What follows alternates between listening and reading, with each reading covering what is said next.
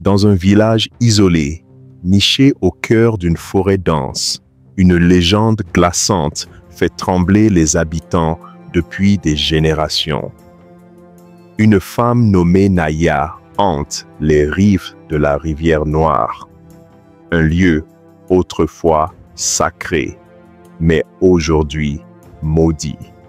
On dit que quiconque entend son chant ou croise son ombre ne vit plus que dans la peur, jusqu'à ce que leur âme soit arrachée par son fantôme.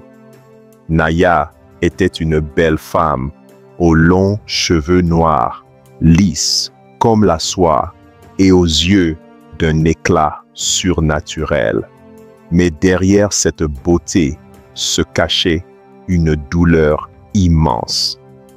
Accusée à tort de sorcellerie par des villageois jaloux, elle avait été jugée et noyée dans la rivière Noire par un soir d'orage, malgré ses supplications. Naya, je suis innocente. Pourquoi détruisez-vous mon âme? Cette rivière m'a toujours protégée et elle se vengera pour moi. Ces paroles furent les dernières avant que l'eau ne l'engloutisse. Mais la rivière ne l'oublia pas, et la nuit suivante, Naya reparut. Plus terrifiante que jamais, Naya revenait chaque nuit. Son apparence, autrefois sublime, était désormais terrifiante. Ses yeux étaient d'un blanc fantomatique, sa peau blafarde et craquelée, et ses longs cheveux ruisselaient d'une eau sombre. Sa robe, déchirée, semblait flotter comme si elle était encore immergée. Elle rôdait autour du village, ses lamentations glaciales résonnant dans la nuit. Naya, dans un murmure strident, « Rendez-moi justice, ou je prendrai vos âmes. » Un soir, alors qu'un jeune homme du village, Kofi, rentrait tard, il croisa son chemin. Paralysé par la peur, il la vit étendre sa main, comme pour lui voler son souffle. Il hurla, mais elle ne prononça qu'une phrase.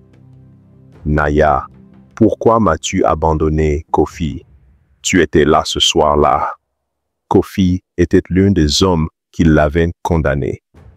Ses secrets avaient enfin refait surface, et sa terreur marqua le début d'une série de disparitions étranges dans le village. Les anciens décidèrent qu'il fallait conjurer l'esprit de Naya. Une prêtresse, Mama Ebele, fut appelée pour affronter le fantôme. Elle organisa un rituel au bord de la rivière, au cœur de la nuit. Mama Ebele, Naya, âme tourmentée, que veux-tu pour reposer en paix? Le spectre apparut dans une brume glaciale, son chant mélancolique emplissant l'air. Naya, je veux que ceux qui m'ont trahi subissent ce que j'ai vécu. Je veux justice. Les villageois effrayés s'agenouillèrent, suppliant, villageois, pardonne-nous, Naya, nous étions dans l'erreur. Mama Ebele, d'un ton ferme, proposa un marché. Mama Ebele, Naya, accepte leur repentance, mais en échange, laisse-nous purifier cette rivière et honorer ta mémoire.